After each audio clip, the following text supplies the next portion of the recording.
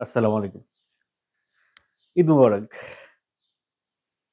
বরবাদ first day first show দেখে আসলাম। আসলে শাকিব খানের ছবি ছাড়া সাকিবিয়ানদের ঈদ পূর্ণ হয় না। আর বরবাদ যেই ধরনের ছবি মেহেদী হাসান হৃদয় বানিয়েছে, এই ছবি সাকিবিয়ানদের এক ঈদের আনন্দকে ১০ গুণ বাড়িয়ে দেবে। আজকে ফ্যান্টাসি মুভি থিয়েটারে সিনেমা দেখলাম। First day first show. সাধারণত ফ্যান্টাসি মুভি থিয়েটারে ফার্স্ট ডে ফার্স্ট শোটা দর্শক হয় না বললেই চলে। কারণ সিনেমা হলটা এমন একটা জায়গায়, যেই জায়গায় অনেকে হয়তো জানেই না যে উত্তরার দিয়াবাড়ি বিআরটির উল্টা পাশে একটা মুভি থিয়েটার আছে। সিনেপ্লেক্সের মতো করে সিনেপ্লেক্সের আদলে মুভি থিয়েটারটা বানালেও একেবারে সিনেপ্লেক্সের সমস্ত ফ্যাসিলিটিস সেখানে নাই। তবে বাংলাদেশের যেকোনো সিঙ্গেল স্ক্রিনের চাইতে মুভি থিয়েটারে সিনেমা দেখার আনন্দটা কয়েক গুণ বেশি। সম্পূর্ণ সিদ্ধান্ত নিয়ন্ত্রিত, আসন ব্যবস্থাও ভালো, পরিষ্কার পরিচ্ছন্ন, নিট অ্যান্ড ক্লিন। সিনেমা দেখে একটা আরাম পাওয়া যায়। যাই হোক, কেন আমি ফ্যান্টাসি মুভি থিয়েটার সম্পর্কে এত কথা বলছি? কারণ আমার বাড়ির পাশে কিছু হলেই দৌড় দিয়ে ওখানে গিয়ে সিনেমা দেখি। কোনো সিনেমা আসলেই দৌড় দিয়ে ওখানে গিয়ে সিনেমা দেখি। আর বাড়ির পাশের সিনেমা হলটা একটু প্যাট্রোনাইজ করতেই হয়। এবার আসি সিনেমাতে। শুরুতে একটা এক্সপেকটেশন নিয়ে গেছিলাম যে 'বরবাদ' সিনেমাটা ভালো হবে। কিন্তু সিনেমাটা দেখতে বসে আমার প্রতিটা সেকেন্ডে আমাকে সিনেমাটা মনে করিয়ে দিল যে 'বরবাদ' সম্ভবত আমার জীবনে আমার দেখা সেরা ছবি। সেরা ছবি এই অর্থে বলছি, এই সময়ের সেরা ছবি। এখন যেই সময়টা যাচ্ছে, এখনকার জেনারেশন যেই ধরনের সিনেমা দেখতে চাচ্ছে, সেই ধরনের সিনেমার বিচারে 'বরবাদ' আমার জীবনে দেখা সেরা ছবি। মেহেদী হাসান হৃদয়, তার সঙ্গে আমার ১ম সাক্ষাতে আমি বলেছিলাম যে, আপনার কাছে সে যখন আমাকে সিনেমার ডিটেইল বলছিল, তখন আমি বলছিলাম যে, আপনার কাছে যা এক্সপেক্ট করছিলাম তার চেয়ে বেশি আপনি করছেন। আর সিনেমাটা দেখার পরে মেহেদী হাসান হৃদয়, ঠিক সিনেমা দেখার মাঝখানেই মেহেদী হাসান হৃদয় আমাকে ফোন দিয়েছিল। তখন তাকে বলছি যে, "ভাই, আপনি যা বানাইছেন, মানে আপনার কাছে যা এক্সপেক্ট করছিলাম তার চাইতে ১০০ গুণ বেটার সিনেমা বানাইছেন।" সিনেমার কাহিনী, গল্প এই সম্পর্কে কোন প্রকার কোন হিন্টস আমি দিব না। আপনাদের সিনেমা দেখার আনন্দটাই মাটি হয়ে যাবে। তবে স্পয়লার ছাড়া সিনেমার রিভিউ দেওয়া যে কত কষ্টকর, সেটা একজন রিভিউয়ারই সবচেয়ে ভালো জানে। স্পয়লার ছাড়া সিনেমার রিভিউ দেওয়া মানে হচ্ছে গিয়ে হাত পা ছাড়া কারো সঙ্গে মারামারি করা। যাই হোক, সিনেমাটা রিভিউ শুরু করি চলেন। শুরুতেই মেহেদী হাসান হৃদয় যেটি করেছে, শেষের একটা দৃশ্য দেখায় ফেলছে। তখন আমার মনে হইছে যে কোন কারণে এদের সফটওয়্যারের ঝামেলা হইছে, শেষের দৃশ্য আগে চলে আসছে। কিন্তু না, সেই গল্পের গাঁথুনিটা এমনভাবে গেঁথেছে, ঠিক দাবা খেলার মতো। আপনি একটা চাল দিবেন, ওই পক্ষ থেকে আরেকটা চাল আসবে। আপনি একটা চাল দিবেন, ওই পক্ষ থেকে একটা চাল আসবে। একটা দাবা খেলা যখন ২.৫ ঘন্টা সময় ধরে হয়, ঠিক তাই হয়েছে। আপনারা যারা দাবা খেলা জানেন, যারা চেস খেলেন, তারাই একমাত্র দাবার উত্তেজনাটা ফিল করতে পারবেন। যারা দাবা খেলা বোঝেন না তাদের জন্য বলব, একটা শ্বাসরুদ্ধকর ক্রিকেট ম্যাচ যেরকম হয়, বলে যেমন উত্তেজনা থাকে, ঠিক তেমনি 'বরবাদ' সিনেমাটা প্রতি সেকেন্ডে উত্তেজনা। আমি সাধারণত সিঙ্গেল স্ক্রিনে সিনেমা দেখি। গতবারও তাই করেছিলাম। কারণ সিঙ্গেল স্ক্রিনে সিনেমা দেখলে দর্শকদের রিঅ্যাকশনটা পাওয়া যায়। বিশ্বাস করেন। আমি ২ মিনিট ৩ মিনিট মানে ব্রেক পাইছি। তারপরেই দর্শক চিৎকার। কোন সময় দর্শক প্রতি সেকেন্ডে চিৎকার করছে। বিকজ তারা যা দেখতে চাইছে তার চাইতে অধিক কিছু দেখাচ্ছে। আমি একটা সিন দেখে ধারণা করছিলাম যে এই হবে এরপরে। বাট আমাকে এক্কেবারে 100% ভুল প্রমাণিত করে চালটা অন্য চাল দিয়েছে মেহেদী হাসান হৃদয়। প্রতিটা দৃশ্যে এমনভাবে গেঁথেছে যে সিনেমাটা ছেড়ে আপনি উঠতে পারবেন না। সিনেমার মধ্যে মাঝেমধ্যে অনেকেই মোবাইল বের করে। সিনেমা যখন বোরিং হয় দেখবেন আপনার আশপাশে তাকিয়ে অনেকে ফোন বের করে। আর এই সিনেমা দেখতে গিয়ে সিনেমার যে মাঝে, মাঝে অনেকে ভিডিও করে ভালো সিনগুলা, সেইটা করতেও ভুলে গেছে। সিনেমা দেখে মোবাইলে একটু শুট করে নিয়ে যাবে, সেই চিন্তাও মাথায় নাই তাদের। বিভোর হয়ে সিনেমাটা দেখেছে সবাই। কার কথা বলব? সর্ব সাধারণত শাকিব খানের সিনেমা ওয়ান ম্যান শো হয়। শাকিব খানই সব। কিন্তু এই সিনেমার প্রত্যেকটা ক্যারেক্টার একজনের চাইতে আরেকজনের ক্যারেক্টার ইম্পোর্টেন্ট এবং প্রত্যেকটা ক্যারেক্টার এত ভালো অভিনয় করেছে, এত সুন্দর অভিনয় করেছে যে কাস্টিং ডিরেক্টর তাকে সবার আগে ধন্যবাদটা দিতে হবে। যে এত সুন্দর করে শিল্পীদের মিশেলটা সে করতে পেরেছে।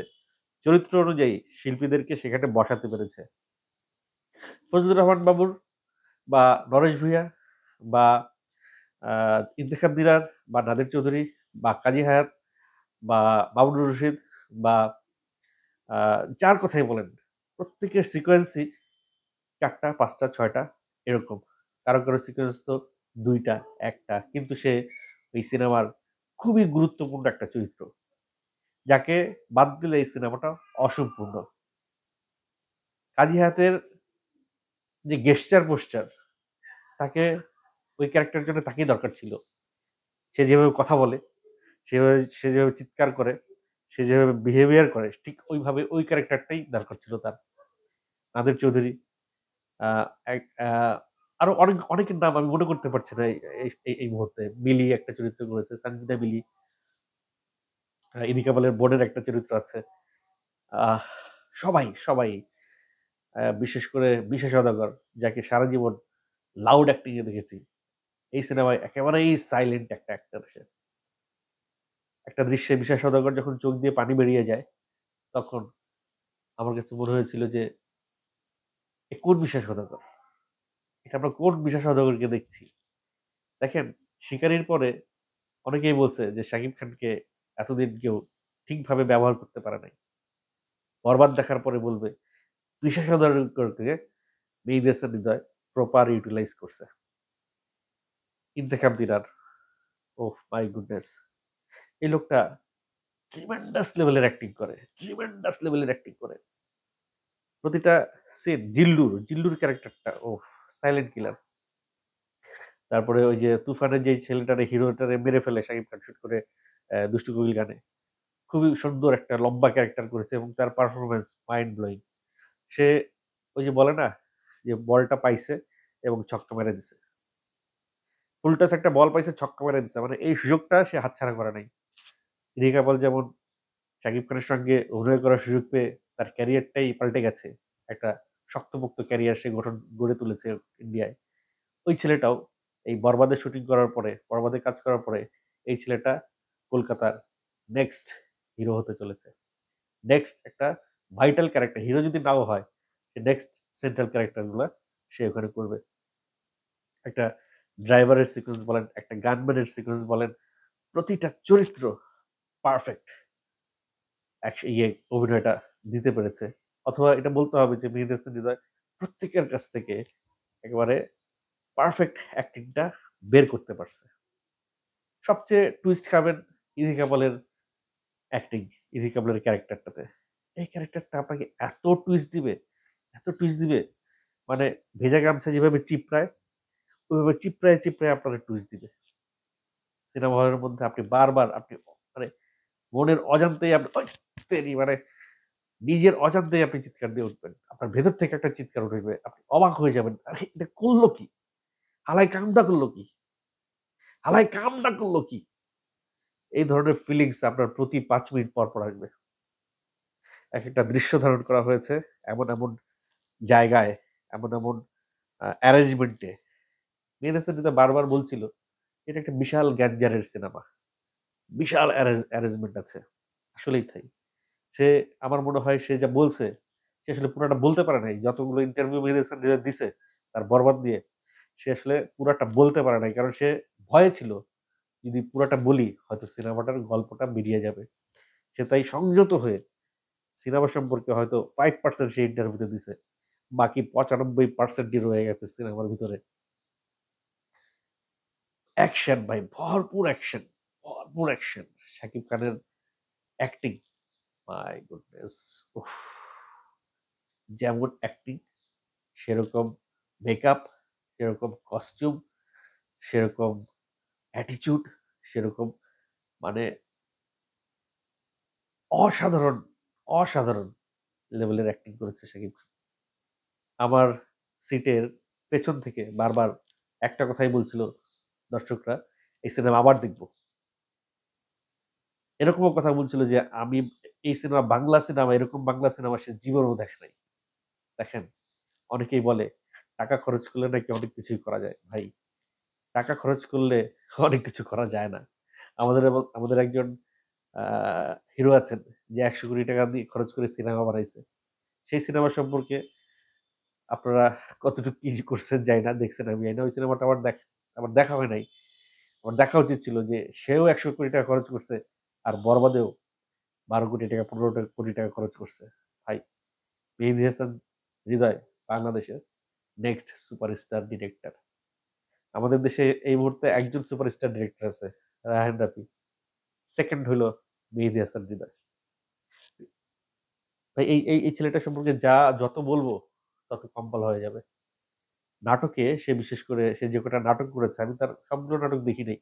কিন্তু অনেকগুলো নাটক আমি দেখছি। সে নাটকেই সিনেমার প্র্যাকটিসটা করে নিছে। একটা নতুন পরিচালক। কেবল সিনেমার নামছে। ১ম সিনেমা। কিন্তু এই সিনেমার মেকিং দেখে আমার বিন্দুমাত্র মনে হয় নাই এটি তার ১ম সিনেমা। আমার কাছে মনে হয়েছে এর আগে মেহেদী হাসান হৃদয় আরো ১০০ টা সিনেমা বানাইছে। বিশ্বাস করেন, এই গল্প যদি সালমান খান পাইতো, এই গল্প যদি রণবীর কাপুর পাইতো, তাইলে মেহেদী হাসান হৃদয়কে তুলে নিয়ে যাইত বলিউডে। চার্টার্ড প্লেনে করে তুলে নিয়ে যেত বলিউডে। এই গল্পে তারা কাজ করবে, শুট করবে মেহেদী হাসান হৃদয়। শাকিব খান এমনি এই গল্পটা একবার শুনেই সিনেমাটা করতে রাজি হয়ে যায় নাই। এই ধরনের মৌলিক গল্প আমি খুব কমই দেখেছি। অনেকেই এটার সঙ্গে অ্যানিমেলের মিল খুঁজে মিল খুঁজতেছিল, মার্কোর মিল খুঁজতেছিল, অমুক-তমুক কত কিছুর মিল খুঁজতেছিল। বিশ্বাস করেন, সিনেমাটা যখন দেখতে বসবেন, কোন সিনেমাই আপনার মাথায় থাকবে না। কোন কেজিএফ, অ্যানিমেল কিচ্ছু মাথায় থাকবে না। একমাত্র মনে হবে যে এটা আমাদের দেশের একটা সেরকম গল্প, যেই গল্প দেখলে বলিউডের নির্মাতারাও তব্দা খেয়ে যাবে। মহেশ ভাট, সেই লোকটা মেহেদী হাসান হৃদয়ের কপালে এমনি চুমুটা খায় নাই। ভাই, একটা ডিরেক্টর, একটা বলিউডের ১ম শ্রেণীর একজন ডিরেক্টর, সে বাংলাদেশের নতুন একজন ডিরেক্টরকে কেন কপালে চুমু খাইল? এই প্রশ্নটা আমার ভেতরে খচখচ করছিল। এই প্রশ্নের উত্তর আমি সিনেমাটা দেখার পরে পেয়েছি। এই সিনেমায় আহ কার কথা বলবো, কার কথা বাদ দিব? প্রত্যেকে নরেশ ভূঁইয়া কয়েকটা সিন করেছে, দুর্দান্ত পারফরম্যান্স। ফজলুর রহমান বাবু অসাধারণ, তার অ্যাজ ইউজুয়াল তার পারফরম্যান্স। আহ ইদিকা পলের অফিসের একটা বস ছিল, খুবই সুন্দর পারফরম্যান্স করছে। আহ মানে এমন কেউ নাই যার পারফরম্যান্স আপনাকে মুগ্ধ করবে না। হ্যাঁ, যদি মেহেদী হাসান হৃদয় এখানে আরো ১০-২০ কোটি টাকা পাইতো, এই সিনেমাকে হয়তো আমি হলিউডের সাথে তুলনা করতে পারতাম। যে হলিউডেও এরকম সিনেমা হয় না। আমি হয়তো একটু বেশি বলে ফেলছি, কিন্তু আমি আপনার মনে হবে যে আমি বেশি বলছি। কিন্তু সিনেমাটাকে দেখেন, তারপরে আমার রিভিউ শুনে বললেন আমি বেশি বলেছি না কম বলেছি। এই সিনেমাটা বাংলাদেশের সিনেমা বলে আপনি বিশ্বাসই করতে পারবেন না। এই সিনেমার নির্মাণ দেখে, এই সিনেমার ব্যাকগ্রাউন্ড মিউজিক, এই সিনেমার গান, উফ! গানের কথা কি বলবো? প্রত্যেকটা গান একেবারে আ সময়, ক্ষণ, গল্পের প্লট অনুযায়ী একেকটা গান বসছে। ফার্স্ট হাফ এ তো মেক্সিমাম গান শেষ। সেকেন্ড হাফ এ খালি অ্যাকশন, উত্তেজনা, টান উত্তেজনা। আপনি শিরদাঁড়া এরকম খাড়া হয়ে যাবে সিনেমা দেখতে। আমরা সিনেমার শুরুতে যেরকম জাতীয় সঙ্গীত দেখলে দাঁড়ায় যাই, ঠিক সিনেমাটা দেখতে সময় সারাক্ষণ আপনার এরকম টান হয়ে দেখতে হবে। আপনি সিনেমায় মানে ঘাড়টাও নাড়ানোর পাবেন না, ফুরসত পাবেন না। এত টান, এত এত এত স্মার্ট একটা মেকিং আমি দীর্ঘদিন পরে দেখলাম। আই ক্যান রিমেম্বার এর আগে কোনটা দেখেছি। এতটাই স্মার্ট মেকিং। শাকিব খান বলছিল ৳১০০ কোটি ক্লাব এটা যাবে। বাট কেন জানি আমার মন বলতেছে ভাই, এই সিনেমা ৳২০০ কোটি ক্লাবও চলে যেতে পারে। পারে ভাই। এই সিনেমা 200 কোটি টাকার ক্লাবে যাইতে পারে, না গেলেও 100 কোটি টাকা ক্রস করবে এই সিনেমা। বাংলাদেশে বরবাদ প্রথম সিনেমা হবে যেটি গ্রস কালেকশন 100 কোটি টাকা ছাড়িয়ে যাবে। অলরেডি সিনেমার যে হাইপ উঠছে, প্রত্যেকেই সিনেমা দেখে বের হয়ে বলছিল এই সিনেমা আবার দেখবে। স্বতঃস্ফূর্তভাবে সে নিজেরা আলাপ করছে আর বলছে এই সিনেমা আবার দেখতে হবে, বারবার দেখতে চাই এই সিনেমা। এই সিনেমা আসলেই একবার দেখবেন, দুইবার দেখবেন, কোনো আপনি বোর হবেন না। আমার কাছে একটা সিনেমা দেখার পর মনে হয় না আরেকবার দেখি। আমার কাছে মনে হচ্ছে এই সিনেমাটা আমি আবার দেখবো সুযোগ পেলে। এবারের ঈদে বরবাদ সবকিছু বরবাদ করে দিয়েছে। আমি এখনো অন্য সিনেমাগুলো দেখি নাই। অবশ্যই সেই সিনেমাগুলো দেখবো এবং সেগুলো রিভিউ আপনাদেরকে দিব। বাট আপনারা যদি বরবাদ না দেখেন, you will miss something. You will miss something. কারো কথা বাদ দিলাম কিনা আমি জানি না। অনেকের কথা হয়তো বলা হয় নাই। অনেক শিল্পী, পরিচিত শিল্পী, চেনা শিল্পী, কিন্তু তার নামটা আমি এই মুহূর্তে বলতে পারি নাই। বাট সবাই দারুণ অভিনয় করেছে। আমি সবসময় একটা সিনেমা দেখার সময় চেষ্টা করি যে ভুল ধরার, কন্টিনিউটি মিস্টেক বা এমন কিছু সে বসাইছে, বলছে যেটা আসলে সম্ভব না, অবাস্তব কিছু একটা। গত পরশুদিন চক্কর ৩০২ দেখছিলাম প্রিমিয়ার শোতে। আমার পাশে বসা ছিল ইন্তেখাব দিনার। আমি ইন্তেখাব দিনার ভাইয়ের সঙ্গে ওই সিনেমার একটা বিষয় নিয়ে তার সঙ্গেও ভুল ধরার মানে তর্ক করার চেষ্টা করছি। এই জিনিসটা তো এরকম না, এরকম হইতে পারে। এরকম হয় কিনা? মানে আমি চেষ্টায় থাকি যে ভুল ধরার। বাট বরবাদে আমি একটা ভুল ধরতে পারলাম না। আফসোস। বরবাদে আমি কোনো একটা মিস্টেক ধরতে পারলাম না মেহেদী হাসান হৃদয়ের। একেবারে দক্ষ, অভিজ্ঞ, স্কিলড একজন ডিরেক্টরের মতো সিনেমাটা সে বানাইছে। সিনেমার লোকেশনস, সিনেমার কালার, সিনেমার মিউজিক, সিনেমার ওই যে ফলি মানে বুঝেন তো, যে দরজা খুলে ক্যাঁ করে একটা আওয়াজ হয়, সেই আওয়াজ। এই সিনেমার অনেক জায়গায় আপনি কাঁদবেন, অনেক জায়গায় আপনি হাসবেন, অনেক জায়গায় আপনি চিৎকার করবেন। বিশ্বাস করেন ভাই, আপনি চিৎকার করবেন। সাধারণ দর্শক যারা সিনেমাকে ভালোবেসে সিনেমা দেখে, তারা এই সিনেমা দেখে চুপচাপ বসে থাকতে পারবে না। সিনেমার মাঝখানে আইটেম সংটা যখন শুরু হয়েছিল, তখন দেখলাম অনেকেই সিট ছেড়ে নাচানাচি করছে। এই নাচানাচিটা আমি যখনই দেখি কোনো সিনেমায় দর্শক সিট ছেড়ে নাচানাচি করছে, তার মানে ওই সিনেমা সুপার ডুপার হিট। ওই সিনেমা সুপার ডুপার হিটের বিকল্প নাই। আমি লাস্ট প্রিয়তমা দেখার সময় সৈনিক ক্লাবে দেখেছি দর্শকরা নাচানাচি করছে, উৎসব করছে সিনেমার ভিতরে। বরবাদেও দর্শকরা উৎসব করেছে। ফার্স্ট শোতে উৎসব করেছে। সেকেন্ড ডে বা থার্ড ডেতে যে কি পরিমাণ উৎসব হবে, আই কান্ট ইমাজিন। আমরা প্রিয়তমায় দেখছি গেট ভেঙে দর্শক হলে ঢুকছে। সেটা রিপিটেশন আসতে চলেছে বরবাদে। আমার মনে হয় মধুমিতার কেচি গেট আরো শক্ত করে, আরো মুক্ত করে ঝালাই করা উচিত। যেই সিনেমা হলের গেট একটু দুর্বল, সেই সিনেমা হলের গেটের সংস্কার করা উচিত খুব শিগগিরই।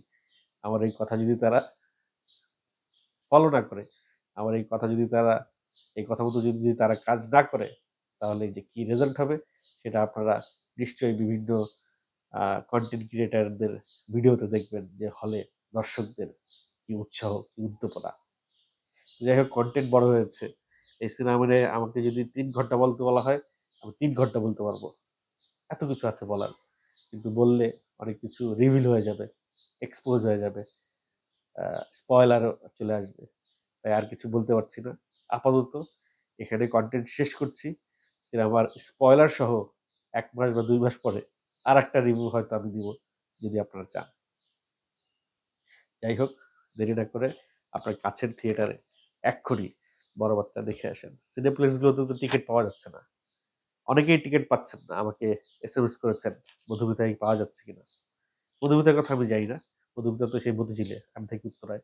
তবে উত্তরায় আপনারা দিয়াবাড়িতে সিনেমাটায় টিকিট পাইতে পারেন। আর উত্তরায় আরেকটা সিনেপ্লেক্স হয়েছে সেন্টার পয়েন্টে, এয়ারপোর্টে। সেখানে নতুন করছে। যেহেতু নতুন হইছে সেইজন্য এখানেও আপনারা আসতে পারেন। এখানে টিকেট পাওয়া যাইলেও যাইতে পারে। ভাই যে যেখানেই যান আমার কথা মতো আইসা যদি টিকেট না পান সেটার দায়ভার কিন্তু আমি নিব না। আমি আমার জায়গা থেকে সম্ভাবনার কথাটা আপনাদেরকে জানাইছি। বাট টিকেট না পেয়ে ফেরত গেলে প্লিজ আমাকে গালাগালি করবেন না। Thank you.